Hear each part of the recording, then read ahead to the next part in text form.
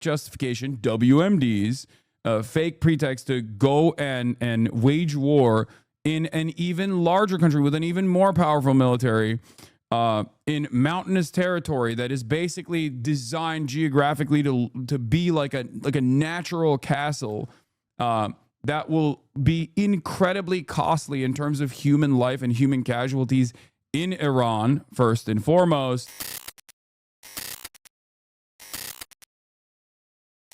All right, let's get started. First and foremost, also, do we have the playlist? Why would Trump sending troops to Iran trigger World War III?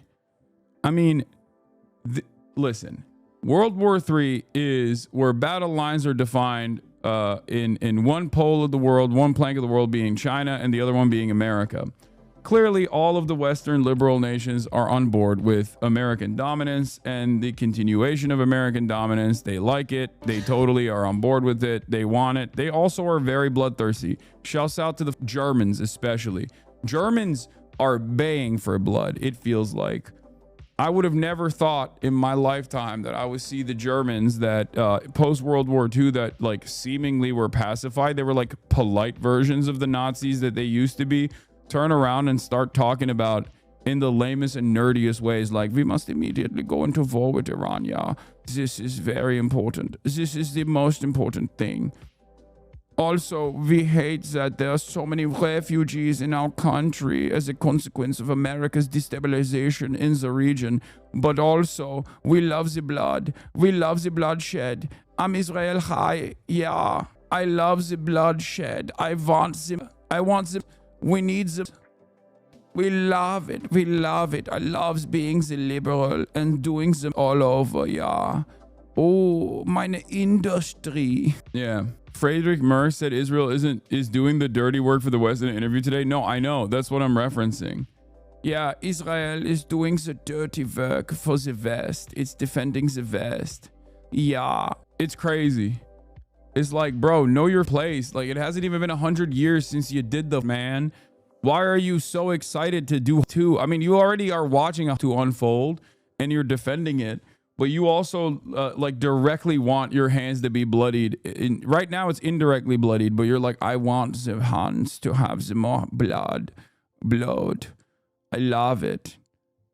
Anyway, that's where we're at with the world. But the reason why it's going to turn into World War III is because, again, Iran is a deeply important strategic asset, both for oil and energy production for China, but also a stabilizing force in the region for Chinese interests, as opposed to the rest of the region that is completely dominated and servile to American interests. So they don't want, I don't think that China wants Iran to fall by the wayside and turn into another like Syria situation, right? Because what happened to Syria and how Syria falling was consequential for Iran, and Iran falling would be consequential for China. This is why I think it's like a World War III style situation. MSM really isn't talking about the potential for China's involvement because China is the most restrained and the most like cold, calculated, pragmatic country out there to a fault. They got crazy weapons too. They got good tech, crazy weapons. Time to defend your assets. You know what I mean? That's what I think. But in any case, Donald Trump has been going nutty mode, talking big shit on the timeline.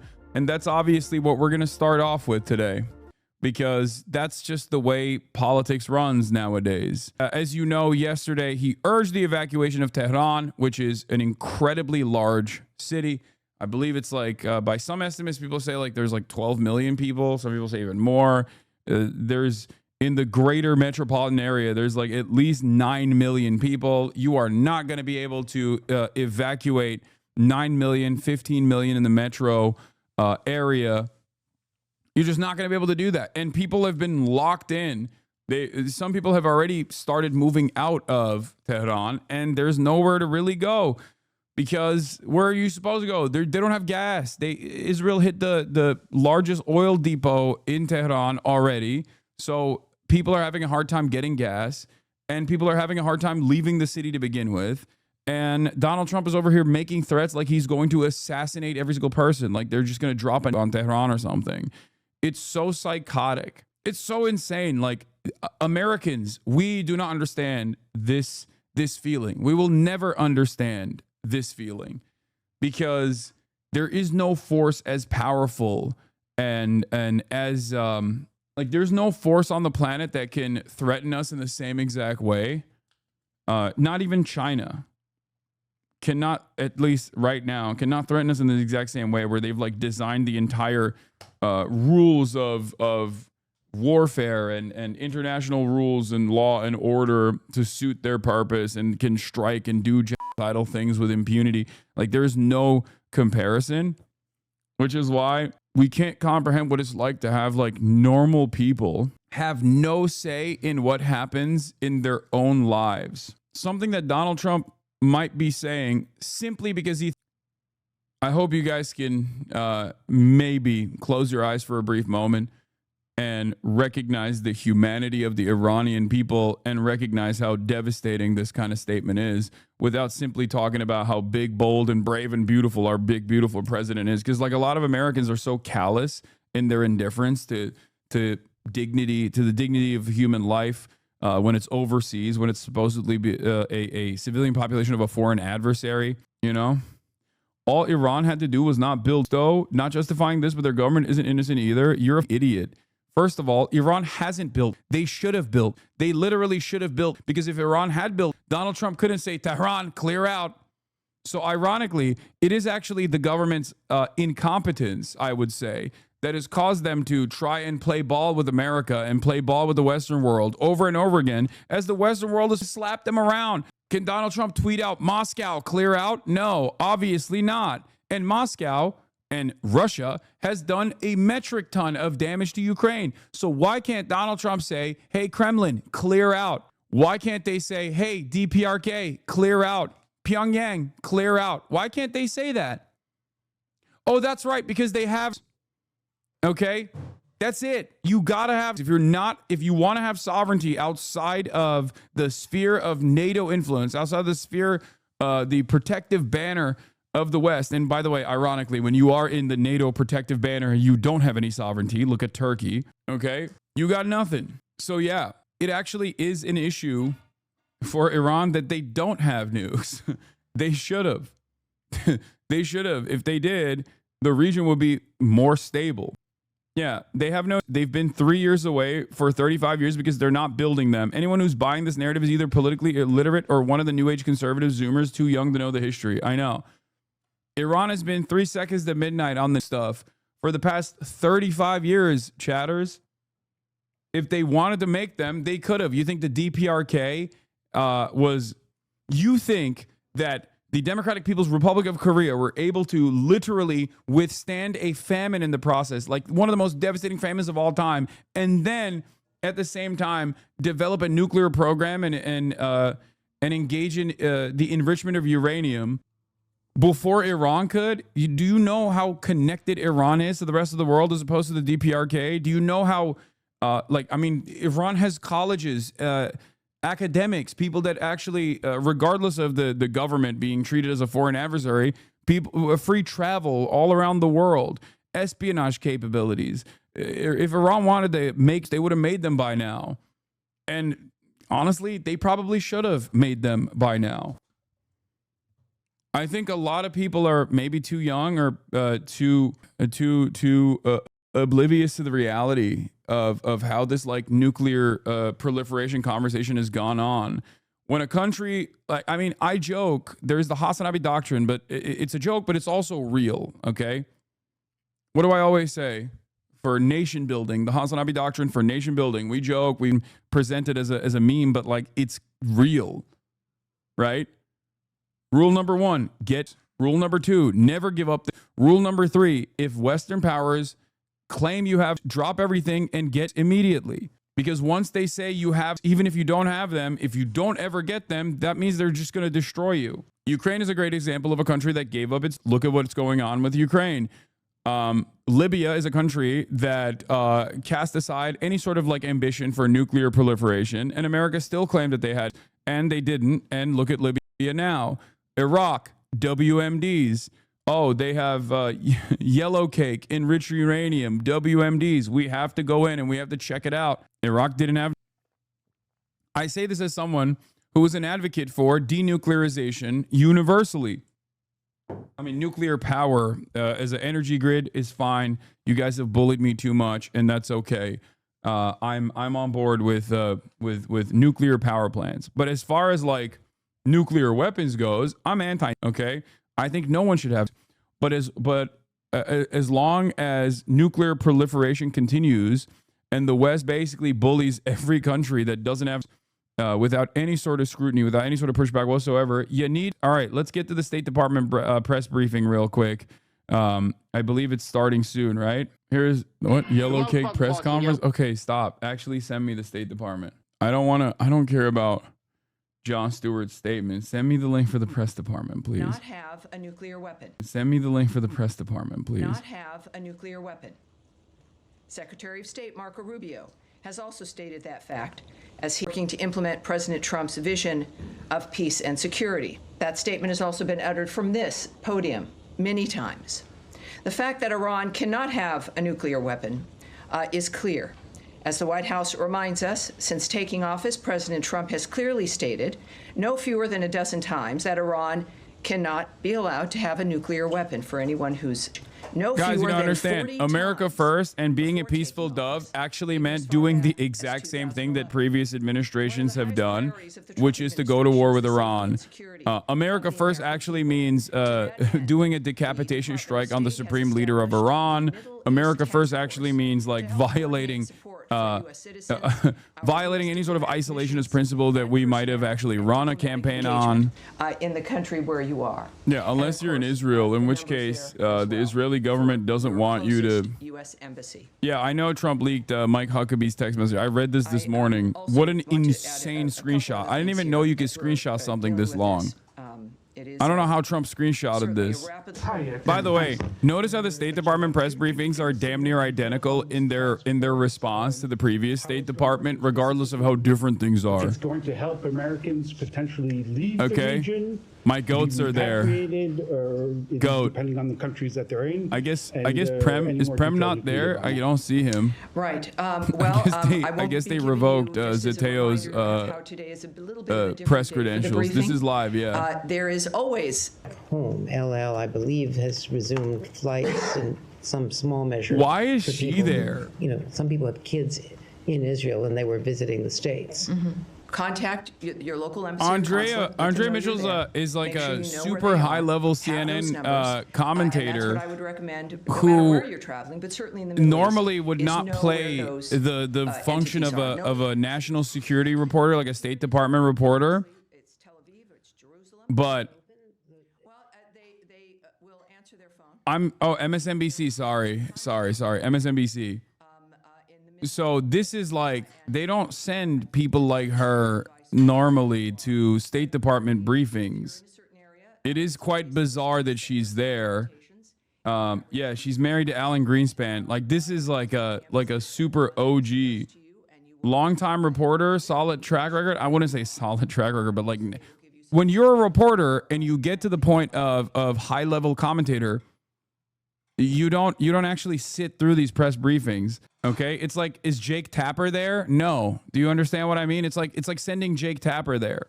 Someone said solid. Oh, she stepped down from anchor chair on MSNBC and is now a correspondent for NBC. She got demoted. Well, I'm certainly not going to characterize what President Trump says or tweets. Yeah, she's also unsurprisingly very pro-Israel. It's like sending Wolf Blitzer. Yeah. So like all these guys obviously at a certain point were loyal little soldiers in the media that did like their quote unquote journalism. They did their reporting only to get elevated to the highest status. The highest status in the media is like when you become like a New York Times op-ed writer, or when you become or when you basically become a commentator, like with your own show with your name associated with it. to stop peacefully. Where American citizens. I'm losing my mind. Stop asking about American citizens being allowed to leave Israel. Oh my God. That is, sure, it's relevant, but it's the least relevant part of this. Please ask about what the administration is planning to do. Please prod some questions. Why are tankers moving into the region? Why are there bombers in the region? Does Donald Trump need congressional authorization? We know the answer, but at least it's important to have it on the record. I know that our commitment is. Yes, the answer is yes. The answer is yes. Everybody knows this. Israel wants regime change. America wants regime change. They want it. The point is, will they try to get it by doing a decapitation strike? Who will they actually try to put in the position of power? Will a decapitation strike be successful? Okay. All right. I'm cutting this. This fucking briefing is so stupid. Okay. These press briefings are always bad. They are not designed to give you actual information. They're designed for the State Department to lie. And I just wanted to show you how the similarities are between like the previous one with, you know, Matt Miller, who now considers what Israel's doing as war crimes or whatever, as opposed to what is going on currently. Yap Miller.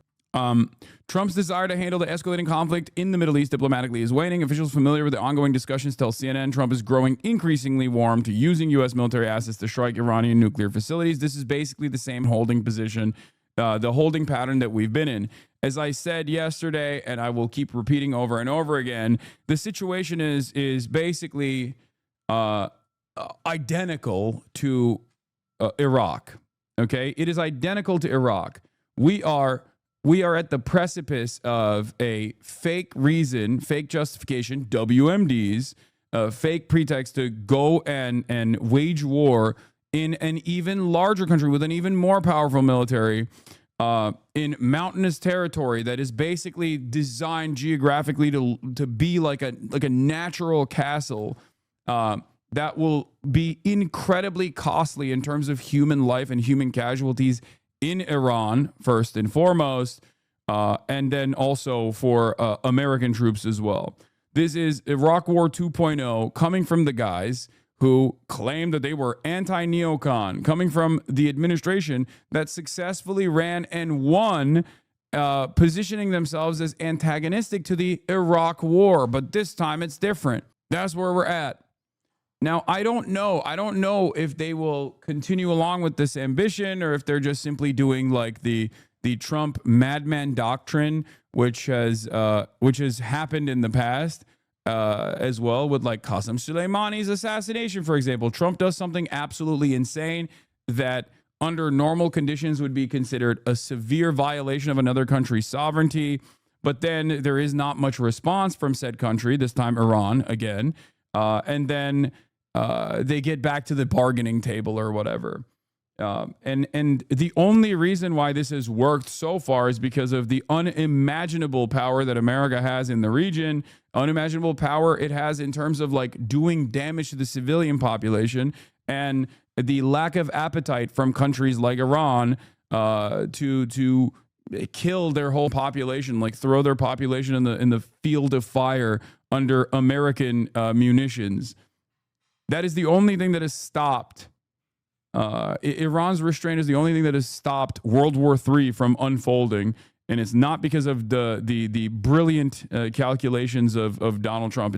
It's almost identical to like the way that Kissinger operated, bullying all of these other smaller countries and just like brutalizing them over and over again, pummeling them, doing of war crimes in Asia. Knowing full well that there was no retaliation that America would ever meet. The only major difference between what's unfolding right now and 2003, however, is that there is one, no 9/11 component. Two, we're living in the post anti-Iraq war meta, where Americans like recognize the war on terror as being overwhelmingly a failure, right? And on top of that, I would say that we have tremendous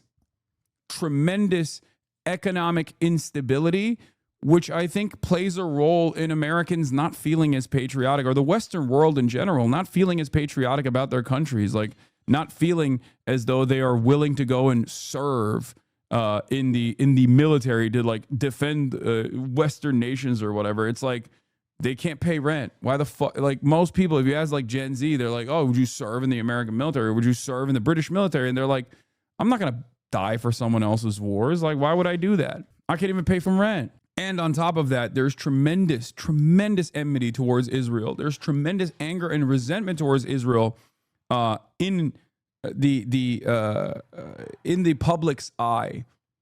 Politicians are united on defending Israel, but the American population even is not so united. It's one of the most common metas right now is like, I'm not dying for Israel. I'm not dying for Israel. That's like the rallying call of an entire generation. So when you look at that, when you look at the situation with deep economic volatility, deep uncertainties about people's futures, anger and resentment, and try to slap on a additional war that is even more costly than the previous wars that America is engaged in that are deeply unpopular. I don't know if Americans will be on board with this. I feel like this could potentially destabilize the entire Western world if implemented. Maybe I'm wrong. Maybe America will find a way to nip this in the bud and have this like full-throated pro-war propaganda that they've been pummeling, that they've been pumping out on every outlet right now. They've been doing that. They've been doing that nonstop. If you notice, like CNN and New York Times is damn near identical with the way that you hear commentary from Fox News on this stuff. There are very few outspoken anti-war people out there. You got some crazies on the right. Some of the most like crazy MAGA people are coming out against it. But then also you got like the AOCs and the Thomas Massey and the Republican Party and the Bernie Sanderses of the Democrats that are coming out against it. But overall, Democrats and Republicans, especially at the highest levels of the party, are fully on board with escalating this conflict and moving in to Iran. You are genuinely stupid if you think the whole world will end because you acting like it's the combined 7-hour invasion of Earth, which was worse. You act like you're the leftist tough guy. You would not last a single second in City 17 and nobody is crazy except the people you hired to ban for you. You act like this is the combined 7-hour invasion of Earth. You would not last a single second in City 17. Do you think Half-Life 2 is real life? Anyway. All right. But yeah, let's get back to it. President Trump urges evacuation of Tehran as the Iran-Israel conflict deepens. We're going to begin with Israel stepping up its bombing of Iran and a blunt new warning from President Trump, all while Iran continues to just fire back. Iranian missiles hit an Israeli city this morning after Israel's warplanes attacked targets in Iran's capital, including its state-run broadcaster. More Iranians are fleeing their homes. Take a look at these pictures of the cars just leaving in droves. Trump is urging them to go with an online post saying everyone should immediately evacuate. Deborah Patta is in Tel Aviv. Deborah, the situation certainly seems to be... Ken Leakenstein with new reporting coming out fresh off the presses. Trump has secretly greenlit regime change in Iran. Worst kept secret of all time, by the way. Israel wants regime change. The U.S. is fine with that, sources say. Almost about everything regarding Israel and Iran. Trump knew what Israel was going to attack Iran, knew the basic outlines of the strategy, and implicitly gave the U.S. okay. Trump also quietly and enthusiastically embraces Israel's unstated goal of regime change. 2 high-level U.S. officials involved in the internal discussions tell me. Trump hasn't officially approved anything, hasn't committed anything to paper, and hasn't signed off on any specific act. But in the dance of phone calls and back channel messages and things said and not said, the two countries found agreement. Trump has given Israel the green light by not saying no. They're calling it the yellow card or the yellow light. They're saying it's not a green light, it's not a red light, it's a yellow light, which means basically functionally whatever Israel wants to do, you can do. We're not going to say no. This is the world of statecraft at the highest level where leaders say one thing and do another. This is not for... Yes, sirens in Jordan. I know. It's red alert in northern Israel. They're going to bomb Haifa again. I know. When it happens, we'll cover it. Okay, calm down. This is not only for deniability's sake or to intentionally mislead. This is not only for deniability's sake or to intentionally mislead the public. It's just the way the world way of the world that includes a set of rules and workarounds that allow leaders to never be frank. There are massive risks involved in Israel's campaign and in America's implicit support, but in the ways of national security, we just don't get to discuss them. It all started during the Biden administration. The two knowledgeable insiders tell me when Israel first pitched America on the campaign playing out now, fearing escalation and things spinning out of control, fearing the United States getting dragged in, fearing Iranian civilian deaths, Biden vetoed Israel's plan that is under the table and off the record in the shadow world of deniable diplomacy. Washington's lack of assent meant that direct action to operate outside the context of Hamas were off the table. Instead, Israel in 2024 carried out a spate of assassinations of extremely high-level adversaries. First, Israel killed Hamas leader Ismail Haniyeh in Tehran. Then they bombed an Iranian embassy building in Damascus, killing high-ranking Iranian generals. For the record, all of these things that happened under the watchful gaze of the Biden administration was directly a violation of numerous red lines, and it was reliant on a hopeful Iranian restraint that actually did exist. Restraint paired up with Iranian naivete, I would say. And the Biden veto wasn't necessarily a veto in terms of like, oh, too many civilians are going to die, as Ken is reporting here from these official sources, anonymous sources. But it's more so now is not the right time. Now that actually the axis of resistance has been entirely gutted, and there is very few striking capabilities that can come from all of the fronts, with the exception of Yemen, basically. Now that Syria is toppled and Hezbollah is decapitated, and even like all of the IRGC troop positions in Iraq have been compromised, it is much more difficult for Iran to create an air of deterrence and restraint around Israel.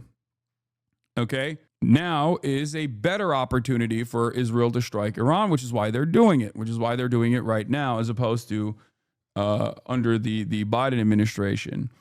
Nobody expected these operations to be as successful as they were, which emboldened Israel. On April 1st, 2024, Iran attacked Israel in a massive and unprecedented missile and drone strike. Quietly, the U.S. military helped defend its number one ally. The Arab states looked the other way. The Iranian attack was largely thwarted, which sources tell me came as a surprise to the U.S. government and further emboldened Israel. Even so, Joe Biden didn't want a broader war and the risk it entailed, so we kicked the can down the road to Donald Trump. None of this, of course, began in 2024. Iran and Israel have engaged in a tit-for-tat shadow war for years, with Iran arming Hamas and other Israeli adversaries. This culminated in Hamas' October 7 attack, a traumatic event that could not have taken place without Iran's longstanding support and funding. That shadow war is what's at the background of all of this, not Iran's nuclear capabilities, the hobby horse of a Washington unwilling to deal with the reality of decades-long war, and the absence of our own policy for finding peace with Iran. Yes, the Iranian administration, the Iranian government, whether they were secular or fundamentalists, it does not matter. As long as the Iranian government is outside of the sphere of American and Israeli control, they will always be a threat. And the American government will always find a way to say, these guys are our adversaries, they're terrorists, they're bad, they're wrong. It doesn't matter. Because the ultimate goal here is the destabilization of Iran and exchanging leadership of Iran away from an administration that won't play ball with America or is not a willing participant in America's grand design for the region, to one that is directly controlled as a puppet state in the hands of the United States of America. That is the ultimate goal here. And the WMDs is basically the same. The nukes are the repackaged WMD shit. Just as intervention in Iraq both was fantastic for our material interest, oil, all that stuff, but that destabilization and regime change in Iraq and keeping Iraq as a completely destabilized region that bred incredible militancy in the form of ISIS and numerous other groups was better overall for Israel's position of dominance in the region. It is not an accident that every single country that is not firmly within the sphere of American and Israeli control and influence has been thwarted. Okay? The ultimate goal here isn't even Iran. The ultimate goal here is China. for for America's interests, like in the region, Iran is basically the final big bad that won't let them allow that threatens their overall full-blown control over the region. But the real reason why they want to completely control the region is because they want to have complete control. They want to have complete control over the energy production, or at least almost complete control over the energy production, and use that as a incredibly powerful weapon against China. Okay, that's it. The president made it clear that Iran cannot have uranium enrichment, Vice President Vance said today. And he said repeatedly that this would happen one of two ways, the easy way or the other way. This is about the Strait of Hormuz, right? They could theoretically block it for a country like China. Yes, the Strait of Hormuz, where the overwhelming tankers pass through. It is where the economic engine of the planet, the fuel supply of the entire planet basically goes through. And it's not just the Strait of Hormuz. It also is just like oil production in general. If you destabilize Iran, or put a puppet leadership in charge of Iran and turn Iran into like Egypt, for example, a servile state, then all of a sudden, a ginormous country that is aligned with China goes away. It's no longer a threat. You have complete control over the region. You have complete control over all of the oil that comes out of the region, and you can just shut it off. You can shut it off from going to China.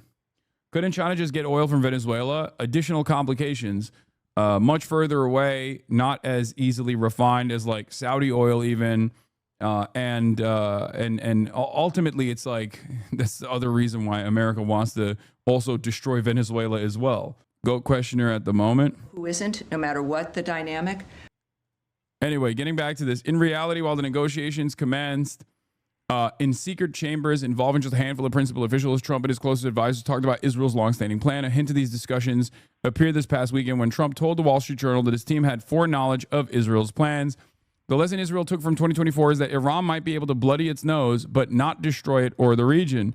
Not now, anyway. Israel also assesses that its many attacks on Iran's proxies, the emergence of a new Syrian regime, the failure of nuclear talks, and of course, its precise intelligence on Iran's leadership makes this the best moment to act. We now have complete and total control of the skies over Iran, Trump blurted out today. His use of the word we tell that he is fully behind Israel. It will take a while for the military and the bureaucracy and, of course, Congress to catch up. The news media will be filled with stories about the contradictions of this and that, about how close Iran was or wasn't acquiring a nuclear weapon, about World War III, and how toppling the Iranian regime is just the next Iraq or Libya, right up until it happens, whatever it will be. Everyone should evacuate Tehran, Trump said on Monday. President Trump has been unusually tight-lipped about Israel's military campaign. Asked Monday about the possibility of regime change, the normally loquacious Trump said simply, I want to see no nuclear weapon in Iran, and we're well on our way to making sure that happens. Pressed further at the G7 before the president walked out about what he knew, he answered totally out of character that he didn't want to talk about that. Israel has not yet officially said that its goal is regime change. I mean, they have. It's that's part of the game as well. But with much of Iran's military leadership eliminated in a lightning-fast series of strikes Friday, Israel's objectives clearly extend beyond just halting their nuclear program. According to the IDF, as of yesterday, Israel struck more than 865 targets, really aim points at targets, not targets themselves. The IDF says 20-plus senior military commanders have been eliminated. Israel's also attacking Iranian missile launchers, and it says it has already eliminated 120, a third of Iran's force. Aware of Israel's desire to mount a stronger attack, Trump publicly said he wanted 60 days to negotiate with Iran. I had 60 days, and they had 60 days, and on the 61st day, I said, we don't have a deal. Wall Street Journal is reporting Iran developing a trigger. Israeli intelligence showed Iran is working on a trigger useful for a nuclear bomb. I mean, this could be real. It could be totally fake, phony Israeli propaganda. The problem right now is that as events are unfolding, most of the information that you see, especially from mainstream media, especially from Israeli outlets, are going to be bullshit. Okay, this is a funny headline. We can take Trump's word for his word, U.S. State Department says. Back at the U.S. State Department briefing, spokesperson Tammy Bruce is asked about Trump's comments that he wants a real end to the Iran-Israel conflict. We can take Trump's word for his word, Bruce says, but I'm not going to speculate in the larger sense on what that would mean. That is up to the president. He's the same about what will be occurring from this point forward. Anyway, I'm telling you, I think this has been the plan for a lot longer. There's only two options out of this. Either it's the Trump madman theory, which is how much appetite Iran has for retaliation and how much punishment Iran will dish out to American assets in the region, to Israel in general. And that calculation is what causes America to either go in full blown or to, I guess, simply use this as a threat against Iran and the Iranian population to, I don't know, ultimately get them to a further weakened position where they can be easily thwarted. I do think that no matter what happens, maybe I'm wrong, but I think that no matter what happens, like the goal here is military, a decapitation strike and violent regime change. That's what I think. I might be wrong. I hope I'm wrong, but I do think that the goal is to ultimately destabilize Iran and then inevitably down the line develop new leadership, create new leadership that is servile to American interests in the region. Has this not been the entire plan for a project for a new American century, which was Dick Cheney's think tank that spearheaded the Iraq invasion? Yes, some version of this exact plan has been swirling around in American right-wing NatSec think tanks in perpetuity. I mean, it's happened so many times at this point that I don't know how people don't recognize it when it's unfolding. Libya, Syria, Iraq, it's always the same method. It's not like they switch it around, okay? It's so crazy. I mean, it happened in Iran. Like, it's not, this is particularly strange because it fucking happened in Iran already, okay? This is not the first time. It happened in Iran to a certain degree twice.